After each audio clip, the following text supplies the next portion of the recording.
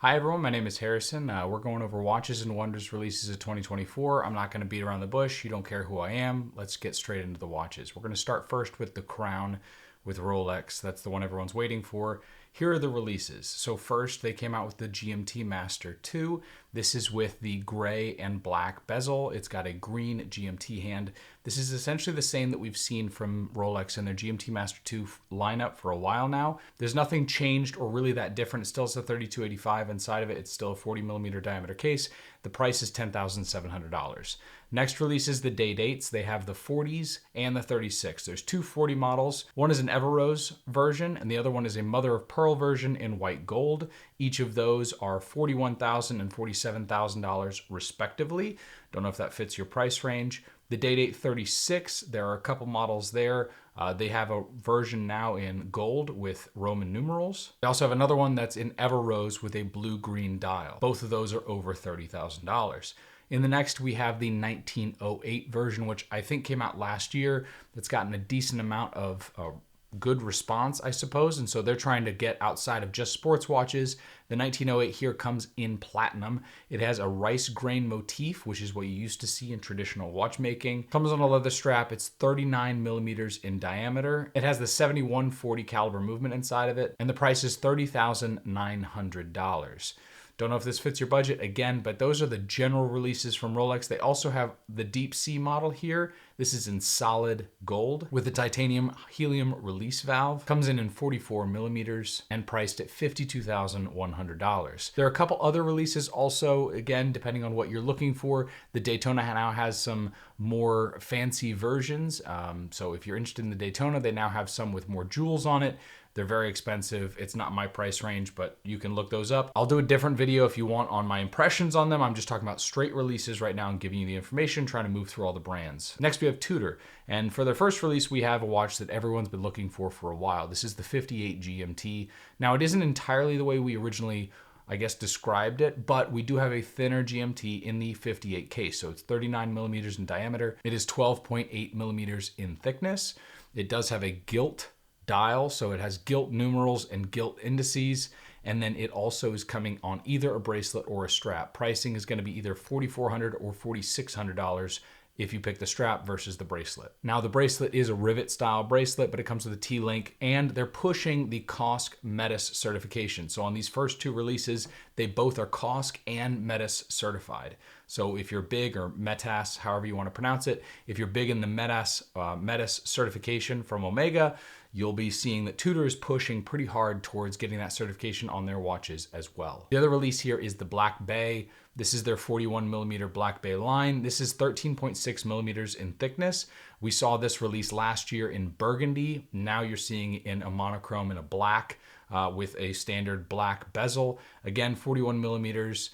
This is going to be kind of what you expect out of the Black Bay line, just more in a color palette that we haven't seen as much from the Black Bays themselves. Pricing on this is $42.25 or $44.25, depending on if you go strap or bracelet. This is also COSC and METIS certified. Next, we have the 18 karat gold Black Bay 58. Don't know if that fits your price range. This is at $32,100 for this watch, but it is the 58 case, basically just in gold. The last release from Tudor is their Clair de Rose. This isn't a model that necessarily appeals to me, but it looks almost like a Ballon Bleu, but in Tudor's lineup. This model is sold in so many different sizes, which then results in different prices that I can't really cover that much here, but it ranges anywhere from $2,500 to I think about $3,300, and it goes anywhere from 26 millimeters in diameter all the way up to 34 millimeters in diameter, and then they have diamond set versions and non-diamond set. Again, don't know if it appeals to you, but that's the last release from Tudor. We did not get the Pelagos in blue like some people expected, or Pelagos GMT.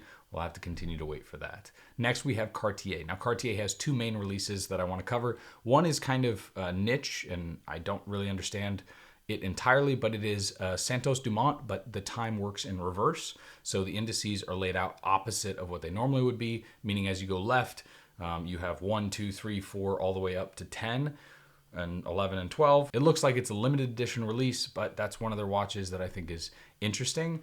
They've been doing some weird things, I think, in layout. The other thing I think is more mainstream is their Santos Dumont now has a dual time version. So their typical Santos Dumont that's been really popular and I owned for a small period of time. I really like it. This one has more of a gray dial texture to it. And as I said, it has a dual time function.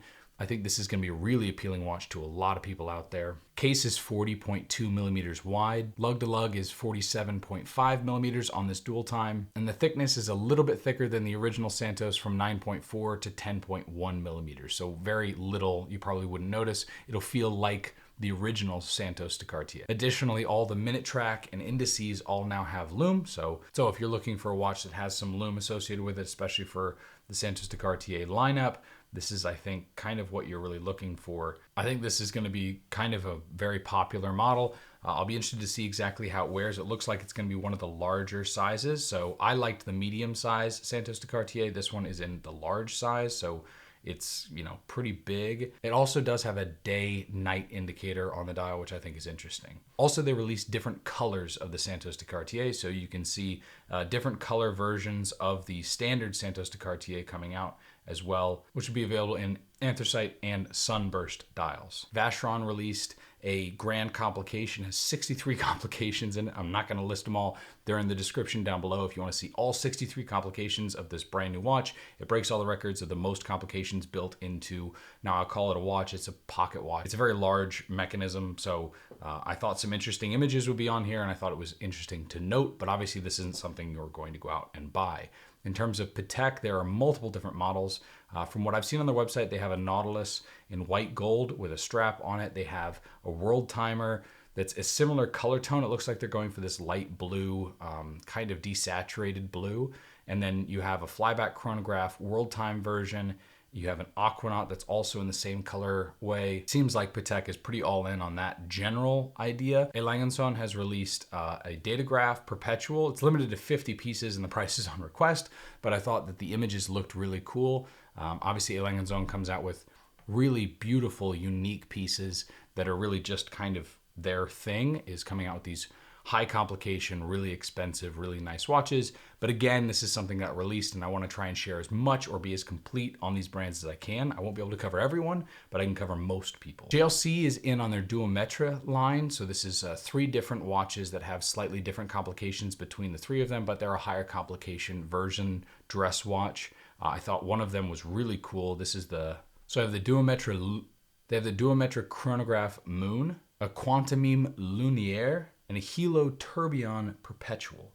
You can research all the details about them. I don't have enough time to go over all the different complications in this JLC model or these JLC models, but they look pretty cool, pretty interesting. JLC, obviously the watchmaker's watchmaker, has come out with very expensive. I mean, they're anywhere between 70 and 90,000 is what I'm kind of seeing here. So a lot of different really expensive, really interesting pieces that you can find here, but I thought they were cool, and I'm obviously showing some B-roll where you can see kind of how this is their Quantometra Lunaire.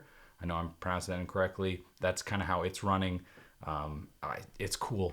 It's something to kind of look at and enjoy, but obviously something that I'm probably not going to be purchasing anytime soon. From Tag Heuer, we have the Monaco Split Seconds, which is a limited edition release. It's 165,000, I think, Swiss francs. Very expensive. Thought it was kind of interesting, all this red, and there were some really cool images of it, but again, not typical mainstream. And then they have the Carrera glass box that's in a panda style. You can see images of it here. I think this is more of what I think Tag Heuer should do more of, which is a very reasonably sized watch with a really cool and interesting layout. This is 39 millimeters in diameter. It's only 13.86 millimeters thick. You have 100 meters water resistance. You have a Heuer O2 movement in there. So you've got your chronograph feature, your date. You've got an 80-hour power reserve, and it's priced at $6,500. So really reasonable pricing. Again, I don't know if everyone loves Tag Heuer, but I thought that this release is kind of more of what I like from them, which is I like their Carrera lineup. I like their bi-compacts. This is obviously a tri-compacts, but it's kind of hidden in the fact that the other one isn't as detailed or as noticeable in the color contrast between the dial and the subdial. But I think that the Carrera line has been really overlooked from a lot of people, and I thought this one looks fantastic. Also released their Skipper version that is very popular from Hodinkee in gold. It's just another Tag Heuer Skipper. The gold version is priced at $21,000. Again, out of my price range, out of what I'm looking for from a Tag Heuer, but that is another watch that they have out there. IWC has the Portugueser now in 3 different colorways. You have Horizon, Obsidian, and Dune, which is oddly named for the popular movie that's out right now. But you can see the images here. You've got the caliber 69-355 movement inside. It's a 46-hour power reserve. The price, I don't have a price yet for these models, but these are typically, I think, about a $7,000 to $10,000 watch generally. Obviously, it depends on what metals are on there and how they include everything, but these are new colorways that they're coming out with. Diameter is 41 millimeters, 13.1 millimeter thickness. So it looks like it's going to be joining their regular collection of Portugueser models. Not typically something that I look at, but I do have a friend that's really interested in the Portugueser line, and I think the Dune is more of a classic look that I think he's going to probably like actually quite a bit. So interesting from IWC. Oris has an Aquis date now in 3 different colorways, blue, green, and black. They're expanding the sizes as well. So they have 43.5 millimeters, 41.5 millimeters, and 36.5 millimeters. They all have the Oris 733 movement in them, as far as I can tell, depending on size. I don't know if the 36 still has that Oris movement in it, but I think it does. Looks like pricing is generally around $2,700. I think that the Aquis line is really popular. My dad owns one that we bought for him. I think they're an amazing watch. I think the sizing is helpful. The 41.5 millimeters would be more of what I would look for. The 36 is obviously more of playing towards someone that enjoys more of a mid-sized case in a diver. It's a little small for most men at 36.5 millimeters in a diver, but definitely still wearable. Either way, that's probably in Oris's mind targeted towards women mainly. Either way, that's the Oris date line. If we get into Grand Seiko, they have a huge number of releases, and they all have obviously names here. I'm gonna use the reference number and the name that people are calling it, that at least Fratello is calling it. So the Grand Seiko SLGH021 or Genby Valley is one of their models that they just came out with. It's a new texture is what it looks like. So they're calling it, basically it's recognized as one of the birch models, but it doesn't look like the white birch at all. It's got this kind of like flecked, almost like gem dial. You'd have to look at this instead of here. If you're listening to me, I would look at images of this. It's got this interesting shade of green, almost like a blue green built into it. It is using their high beat automatic movement, and it's a 40 millimeter case. It's in their ever brilliant steel. So it's 47 millimeters long, 22 millimeter lug width, 47 millimeter lug to lug, 11.7 millimeters thick. It's using the 9S A5 movement, which is going to be in a lot of these watches. This is their high beat automatic movement. It's coming in a lot of their different Birch series watches. This gets released June 1st, and its pricing is $11,100. They also have the Grand Seiko SBG C275 or Tokyo Lion. I like the name. This release commemorates the 20th anniversary of the 9R spring drive caliber. It's going to be available in a limited run of 700 pieces. It's 44.5 millimeters in diameter. It's in titanium. It's 16.8 millimeters thick, 50 millimeter lug to lug, and 23 millimeter lug width. It's a big boy. Obviously, their GMT models from Grand Seiko and their spring drive have been popular over the last couple of years. And so this is obviously pushing towards that in a limited edition. It's going to be $14,000 though, which is a lot, or feels like a lot.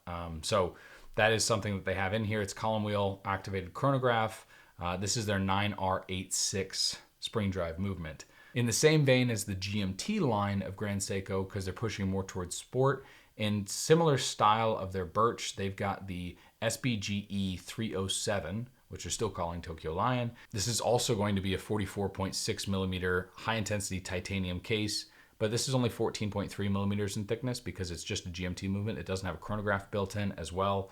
This is going to have the same sort of white birch style texture on it, I guess. I will say the texture on this one looks more like the winter model that I have from Grand Seiko. So it looks a little less like the white birch and a little more like the snow that you see in their winter model. But either way, this watch is $11,700. Next, you have their Seki, which is their SBG J277. Seki name is Japanese for Snowy Valley. So this is clearly a very snow-inspired version. This watch is priced fantastic though, I think. So this one is at $7,400. So if you're interested in Grand Seiko, this is part of the collection that I think produces the best value in terms of what you're really getting and what most people like, which I seem to see a differentiation between their high beat and their spring drive. At least in terms of the GMT line that they released this year, the spring drive is substantially more expensive at $10,700 for a similar style look than their high beat is at $7,400. So I think that's definitely interesting. Grand Seiko also released their SBG W314, which is basically them remaking their first watch. Now this is the 6th time that they've remade their original watch, but this variation is slightly different. This one is 38 millimeters. It's in rose gold. It has a 10.9 millimeter thick case, 45.7 millimeters lug to lug, and it's 19 millimeter lug width. So obviously wearable dress watch. This is also limited edition. This will be sold exclusively in boutiques though, and it's $28,900. So that's pretty much it for Watches and Wonders releases of 2024. I imagine there are 2 models that everyone's gonna be talking about when this is all said and done over the next several weeks, and that'll be the Black Bay GMT and the GMT Master 2, which are both GMT watches, so the GMT craze will continue. So what do you guys think about the new releases? Leave them in the comments below. Let's have a conversation. And if you're interested in seeing videos from me, I have my watch collection update. I'm doing one every day of the week. So I'll be talking from Monday through Sunday what watches I typically wear of the 7 watches that are remaining in my collection. So if you're interested in that sort of stuff outside of these releases, stay tuned, subscribe, and I'll see you soon. Till the next one, take care.